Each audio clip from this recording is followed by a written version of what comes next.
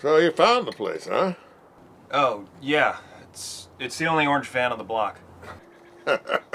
Well, what brings you all the way out here? Tio mentioned you knew a lot about native plants and grasses. Oh, that's what he wanted me to tell you about. The elusive Nacella pulchra. Uh, I guess. We just bought this house up in the hills. You and Helen? Yeah. Oh, congrats.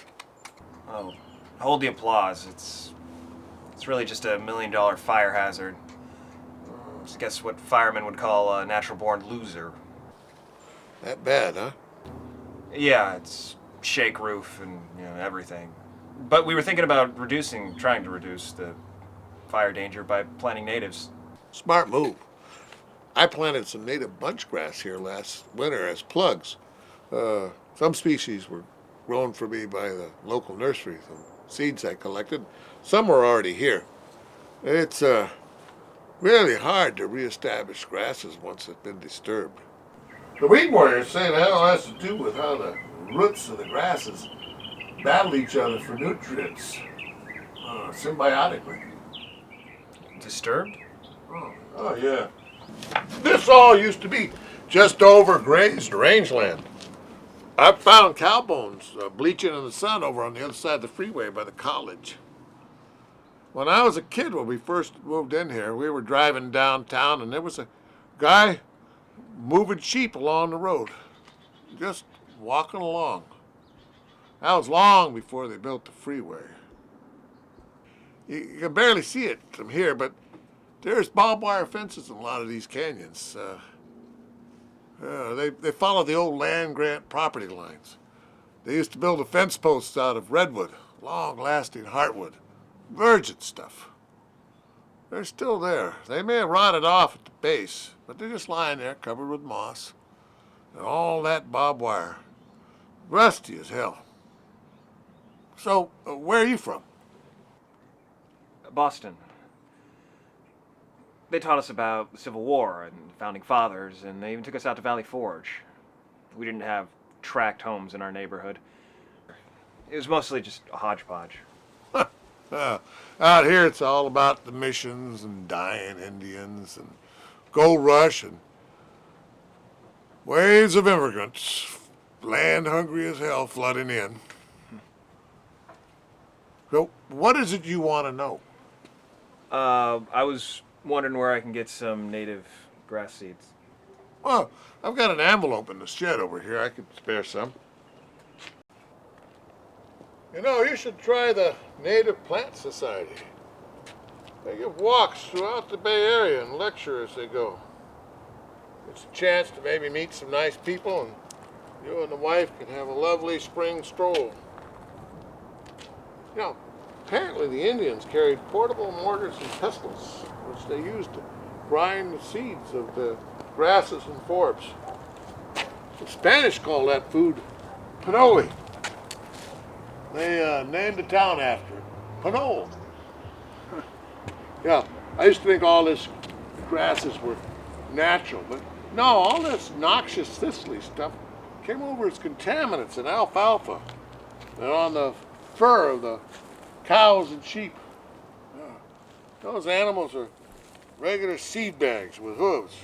And now those weeds are everywhere. Yeah, more coming in all the time. I'm amazed you can still get some of the dirty dozen at the local nursery and broom seeds over the internet. The dirty what? French brooms and the like. Oh.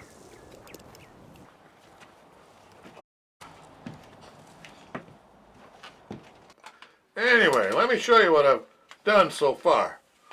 This is basket grass. It gets huge. It's easy to grow and should do well here. They say it provides good forage and cover for the wildlife. Like quail? Yeah, and songbirds like meadowlarks. It's good for controlling erosion and it tolerates all the clay in our soil around here. It should get about waist high. This is red fescue. This one is supposed to be excellent for recovering areas overgrown with weeds. You can even mow it like a lawn. There's not much that competes with wild oats, but this will.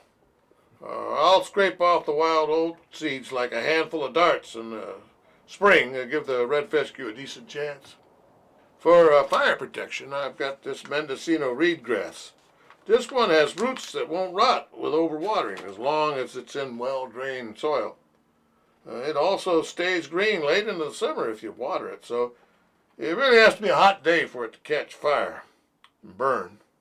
It's also the longest lived of the native grasses, so it'll be here for a while. Native grasses do better if you cut them back short to mimic the effects of grazing or burning. It'll resprout greener than before.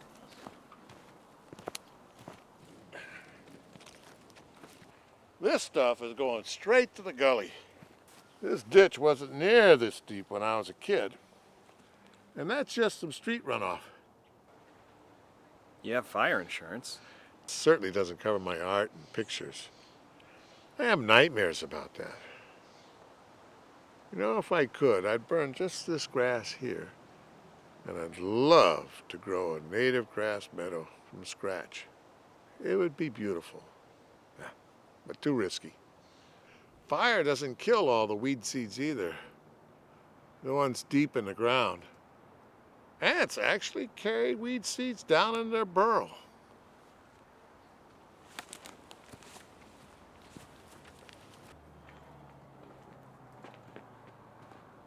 There's a gully over on the other side of the canyon.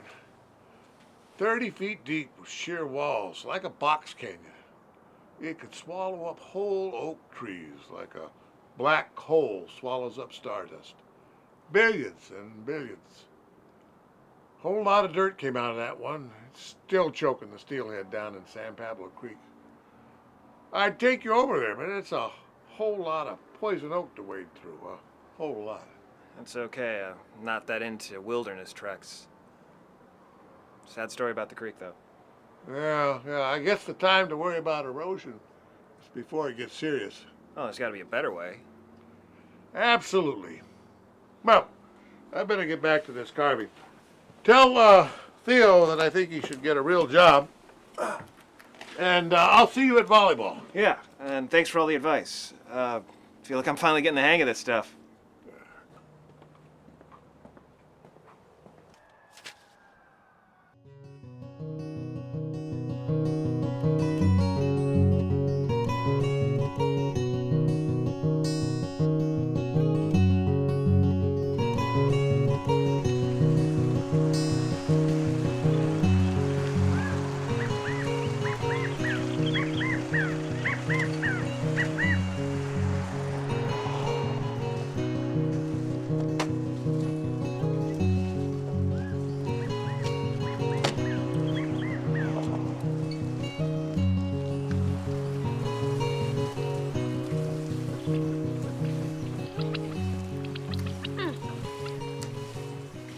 Hello? Anybody here?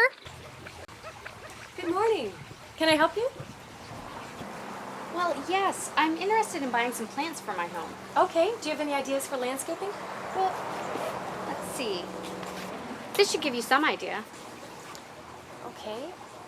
Okay, some of these we have and the rest I can order. Okay. May I ask you what you're planning? This is a pretty substantial installation. Yes, I know. My husband and I want to protect our home from fire. We want to ensure that what happened up in the Oakland Hills doesn't happen to us. Good idea. I couldn't help but overhear you two talking about that awful fire. My sister-in-law's house burned to the ground, and so did some of her neighbors. My husband and I just bought a home in the area. Are there bad fires around here? Oh, yes, indeed. Well, fires have been a natural part of the California landscape for thousands of years. And in the past, that was good for the land. But since we've started building homes on the land, then, well, we've suppressed the fires.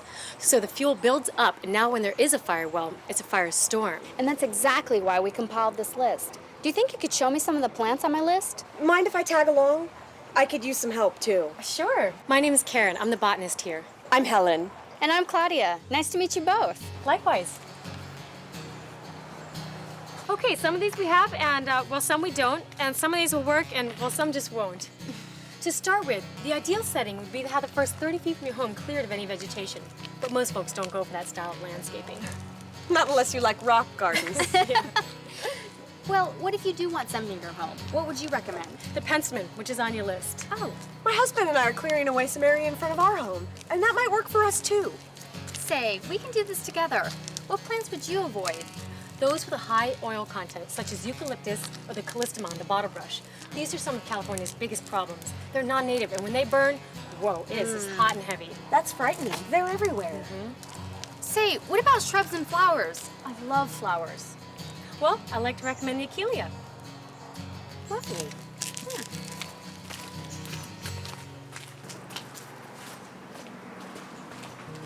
The Achillea, or the common yarrow, and the agapantha, which you often see along streets and highways. Both are fire-resistant and, well, beautiful to look at. Yes. What about grass for ground cover? Well, that's another sticky area. You see, most introduced grasses are quick to burn, especially after the summer dry season. Your safest bet are natives, like California oat straw and many of the bunch grasses, too. So what's burning in those grass fires I see? Well, most of that is wild oats or Turkish straw. You gotta watch out for some of those exotic grasses, but don't shy away from them completely. You just gotta water them often to maintain high moisture content. You know, being aware really is half the battle. I suppose wildflowers are out. Oh, by no means. I suggest you plant the seeds yourself and include the whole family. I mean, nothing is more rewarding than watching the growth of a plant from seed to full flower. My kids love getting their hands dirty. Oh, well, smell this. That's heavenly. Sandhill sage. When in full bloom, its fragrance is intoxicating. Okay, so Claudia, where do you live? In the fog belt? We live in the San Mateo Hills. We only get morning fog, but lots of wind all day. Do you get afternoon sun? Morning. Okay, that puts you on the south face of the ridge. Do you know fire burns hotter on the south face of a slope? And we're at the very top of the hill. Oh, well, that's a double whammy. I mean, because of the wind. You know, my husband and I insist we do everything fire safe. Don't forget, you also want plants that will keep your home from sliding away in the winter rains.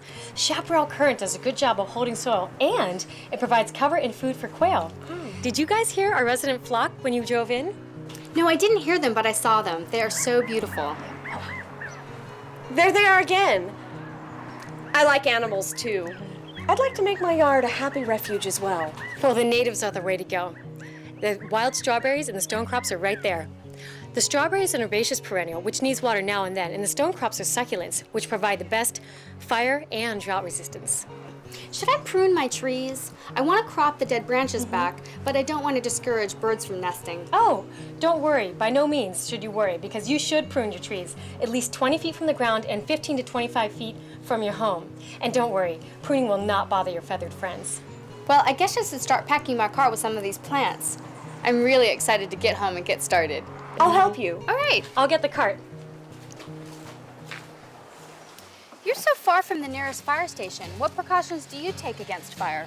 Well, if worse comes to worse, we get out as fast as we can. But if we had time, we would pump water from the well or the pond. Aren't you scared living out here in the woods? What if everything burns? Well, plants we can regrow and greenhouses we can rebuild. If we really did have to evacuate, well, there might be some plants I'd try to grab, but you know, I really just wouldn't take any chances. No, it's not worth the risk. You know, it's not. But a fire would just prove how adapted these native plants really are. You know, it'd set us back, but we'd recover. We fear for the worst and we hope for the best. But there really is nothing worse than being bushwhacked by a firestorm. Hey, this must be what the early settlers must have felt like when they arrived out west. I know what you mean. I love it here. There's something really special about working with nature and sharing it with others. The first plant I want to get is the Sandhill sage. Whenever I smell it, I'll be reminded of this wonderful day.